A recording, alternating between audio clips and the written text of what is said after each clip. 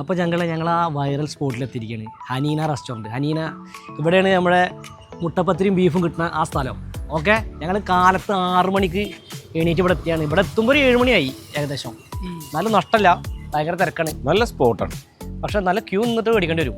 അതാണ് നോക്കി നോക്കാം. മെയിനായിട്ട് ഈ കുളത്തിൻ്റെ വൈബിലിരുന്ന് നമുക്ക് രാവിലത്തെ ഒന്ന് കഴിച്ചു ബീഫും കഴിക്കാം. Okay okay.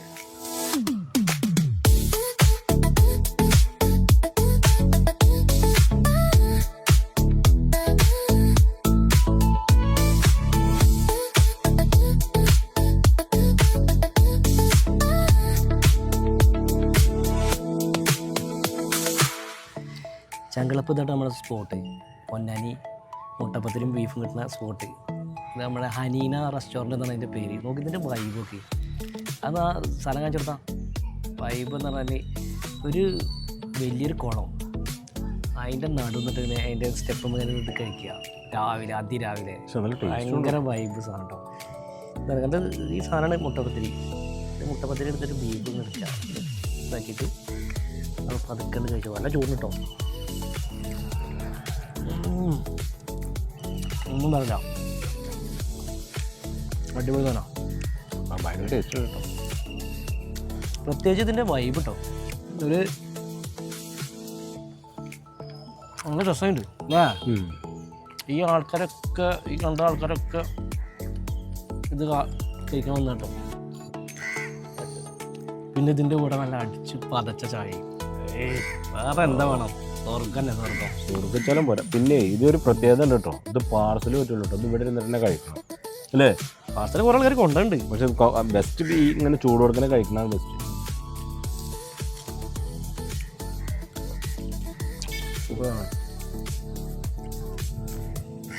ഇത് വൈബ് ആസ്വദിക്കാൻ വേണ്ടിയിട്ടാണ് ആൾക്കാർ വരുന്നത്. അത് രാവിലെ ഇത് ആസ്വദിക്കാതിരിക്കൂല. കുറച്ചും കൂടി മുമ്പേ നമ്മൾ എത്തണം. നമുക്ക് കുറച്ച് ലേറ്റ് ആയത്, കുറച്ച് ഇവിടുന്ന് എന്നിട്ട് കഴിക്കാം.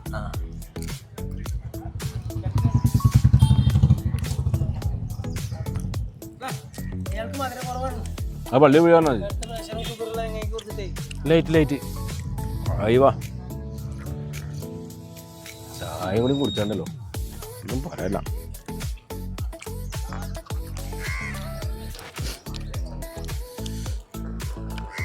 നോക്കില് ആദ്യമായിട്ട് കറി ഈ സമയത്തൊക്കെ കഴിക്കുന്നു അല്ലേ? ആദ്യമായിട്ടാണ് ഈ സമയം നീക്കാന്നെ.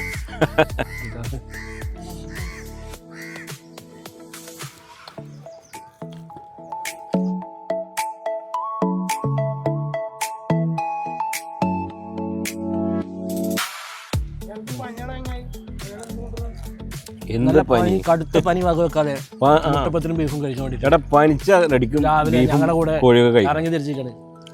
2 പാനഡോൾ എടുത്ത് കഴിച്ചിട്ടുണ്ട് മൂപ്പര് വന്നിട്ടുണ്ട്. ഫുഡ് എവിടെ ഉണ്ടോ അവിടെ സുബർക്കാം നോ കോംപ്രമൈസ് ആയിട്ട്. ഇനിയിപ്പോൾ എന്ത് പനി അങ്ങനെ പറഞ്ഞുകൊണ്ട് അവിടെ എത്തിരിക്കും.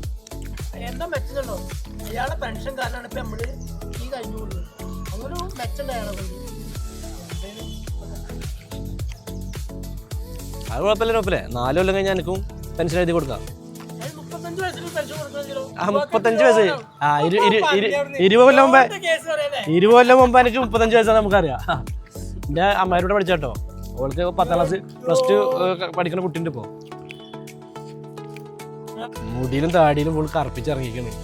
പിന്നെ ചെറുപ്പം മുതൽ തന്നെ ഓന് തടി വെക്കൂല അങ്ങനത്തെ ഒരു പ്രകൃതമാണ് ഓന്. അതുകൊണ്ട് അത് പ്രായം തോന്നിക്കണില്ല എന്ന് ഓൻ്റെ വിചാരം. പക്ഷെ ശരിക്കും പ്രായം തോന്നിക്കുന്നുണ്ട് അല്ലേ?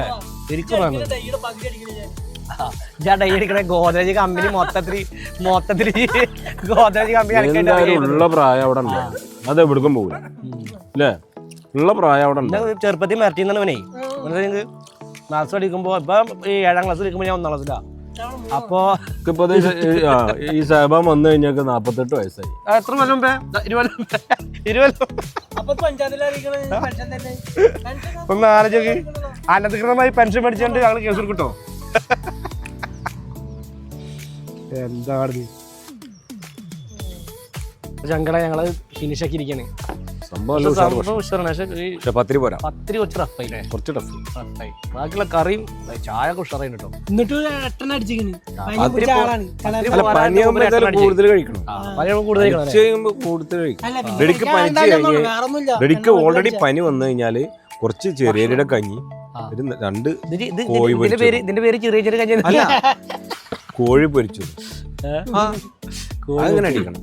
അടിക്കണോട് കുഴപ്പമൊന്നുമില്ല, പിന്നെ അടിക്കാന്നുള്ളൂ. അപ്പൊ അതാണ് നമ്മുടെ ഇന്നത്തെ ഭയങ്കരമായൊരു പ്രഭാതമായിരിക്കണേ അല്ലേ? ഭയങ്കര വൈബായിരുന്നു. ഇതൊരു വൈബ്. അപ്പൊ ദീർഘകാലത്തിന് ശേഷമാണ് ഈ നൗഫലൊക്കെ ഇന്ന് ഇത്രയും നേർന്ന് നീച്ചിക്കണേ.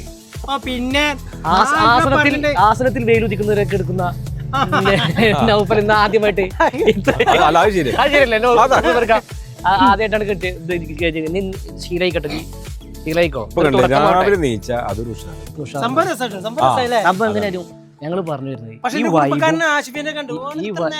ഈ വൈബും പിന്നെ ഈ ഇതും ആസ്വദിക്കാൻ ഒരു വട്ടയിലും വന്നിട്ട് ട്രൈ ചെയ്യണം എന്നാണ് ഞങ്ങൾ പറയാം. ഓക്കെ.